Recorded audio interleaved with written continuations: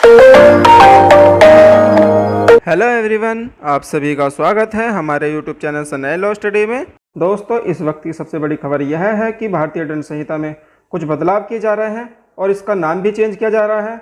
इसका नाम भारतीय न्याय संहिता 2023 किया जाएगा और इसके साथ सीआरपीसी और एविडेंस में भी परिवर्तन किए जाएंगे और राजद्रोह के अपराध को भी समाप्त किया जाएगा।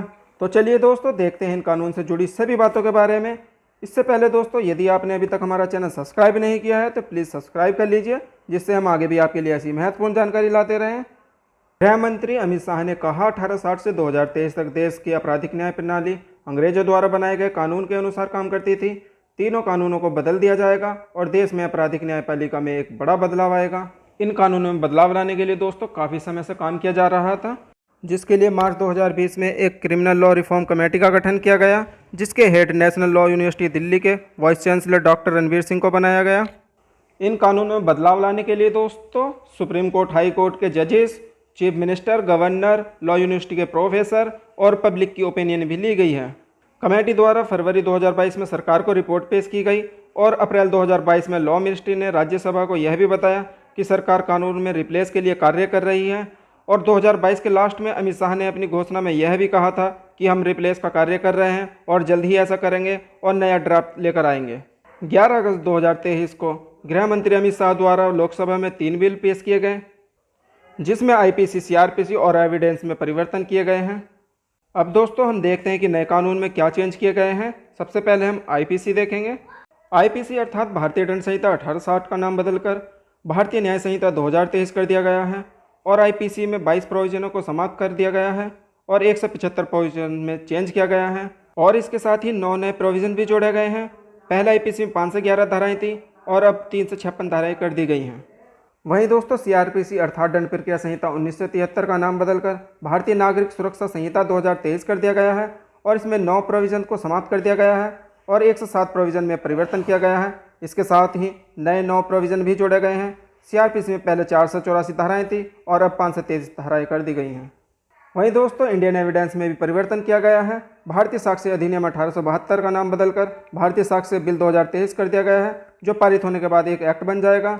इसमें 5 प्रोविजंस को समाप्त कर दिया गया है और 23 प्रोविजन में चेंजेस किया गया है और एक नया खंड जोड़ा गया है। पहले एविडेंस में 167 धाराएँ थी और अब 170 कर दी गई हैं।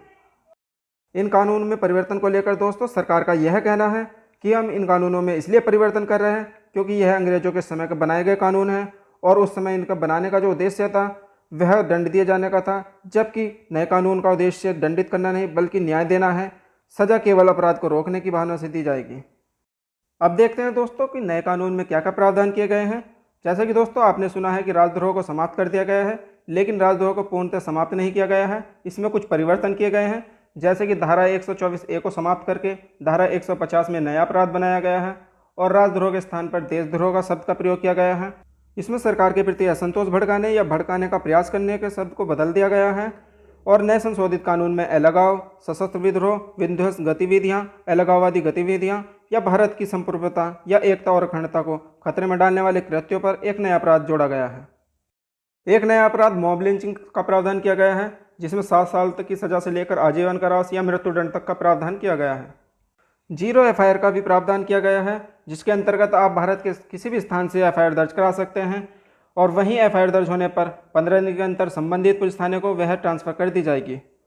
यौन हिंसा के मामलों में पीड़ित का बयान और इसकी वीडियो रिकॉर्डिंग अनिवार्य कर दी गई है।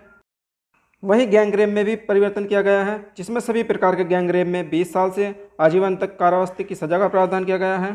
तो दोस्तों जिन स्टूडेंट के मन में यह क्वेश्चन है कि क्या हमें फिर से नए एक्ट पढ़ने पड़ेंगे, तो मैं उन्हें बताना चाहूँगा कि अभी केवल बिल पेश किया गया है, इसे पारित होने में भी टाइम लग सकता है, इसलिए आप अपनी तैयारी पहले एक्ट से ही करते रहें।